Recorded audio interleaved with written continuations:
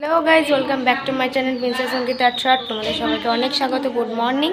And এখন থেকে ব্লগটা শুরু করছি। সকালের মুড়ি কিন্তু খাওয়া হয়ে গেছে, তারপর ব্লগটা শুরু করছি। তো চলো আমার গোপুসোনা কী করছে দেখে আসি। Guys Radhe Radhe, good morning. দেখো আমার গোপুসোনা বসে আছে ফুলের মধ্যে।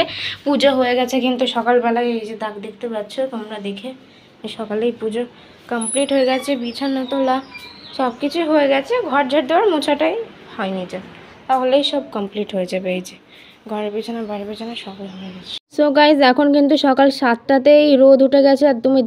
আর তোমরা দেখতে পেলে যে সকালবেলা আমার ইন্ট্রো দিতে গিয়ে আমার মুখটু ঘেমে কত মানে স্নান হয়ে গেছে পুরো ঘেমে। আর এখানে বোনকে মা রেডি করাচ্ছে। আজকে মা বোনকে প্রায় 1-1.5 ঘন্টা থেকে ডাকছে, বোন কিছুতেই উঠছে না। তো অনেক কষ্টে ওকে ঘুম থেকে তোলানো হয়েছে স্কুলে নিয়ে যাওয়ার জন্য। এখন প্রায় 7:30টার কাছে বেজে গেছে, একটু লেটই হয়ে গেছে, স্কুল বসে যাওয়ার সম্ভাবনা বেশি। সো চলো ও স্কুলে চলে যাক, আর আমার এদিকে সমস্ত কাজগুলো হয়ে যাক। বাবা এখানে দেখো গাড়িতে ধূপ দেখিয়ে নিচ্ছে, কারণ মার আজকে একটু হাতে টাইম নেই, খুব তাড়াহুড়ো করছে, বোনকে স্কুলে নিয়ে যাচ্ছে, তাই সময় পায়নি। বাড়ি এসে পুজো করে নেবে স্নান করে। এবার অত লেট করতে গেলে তো হবে না, বাবাও চলে যাবে, তার জন্য বাবাই গাড়িতে জল দিয়ে পুজো মানে ধূপ ধরিয়ে নিচ্ছে আর কি। তো চলো বন্ধুরা দেখতে থাকো। এই যে বাবা দেখো কি সুন্দর জলটা দিয়ে নিল গাড়ির চাকাতে। এই যে গামছা পরে নিয়ে দিচ্ছিল, কারণ বারবার তো ধুতি পরা সম্ভব নয়, তার জন্য গামছা পরে দিয়ে নিচ্ছিল। চলে আসলো, এবার বাবা ধূপকাঠি ধরিয়ে দেবে গাড়িতে, তাহলেই হয়ে যাবে। আর এখানে বোনের মা চুল আঁচড়িয়ে দিচ্ছে। ও তো চুল আঁচড়াতেই চায় না, তাও আঁচড়িয়ে দিচ্ছে। আর হ্যালো বন্ধুরা, এখন বেজে গেছে প্রায় 10:30টার কাছাকাছি, কিছুই খাওয়া হয়নি, তাই মুড়ি মাখিয়েছি। কি কি দিয়েছি দেখো, পেঁয়াজ কুচি, শসা কুচি, চাট মশলা, তেল আর চানাচুর, এইগুলো দিয়ে মাখিয়েছিলাম। খুবই সুন্দর লাগছিল খেতে, মানে নিজে খেয়ে নিজেই প্রশংসা করছি। মানে আমার হাতের মাখা সবাই খেতে পছন্দ করে, জানি না কেন। নিজেরা মাখলে পরে খাবে না, কিন্তু আমি মাখলে পরে যত দেবো ততই খেয়ে নেবে। এটা জানি না কেন হয়। আমার হাতের মাখা কিন্তু আমারও মোটামুটি ভালো লাগে, বাট আমার তো অন্যজনের হাতের মাখাই বেশি ভালো লাগে। তো এই যে আমি মুড়ি মাখাচ্ছিলাম, দেখো কিভাবে। আসলে শসা দিয়ে তো আমি মুড়িটা এমন করে মাখি যাতে মুড়িটা নরম হয়ে যায়। তো সেইটাই বাবা মা খেতে পছন্দ করে। আমি বলছি, ইস তুমি আমার হাতে চটকানো খাও? বলছে তো কি হয়েছে, মুড়িটা খেতে স্বাদ লাগে, তার জন্যই খাই।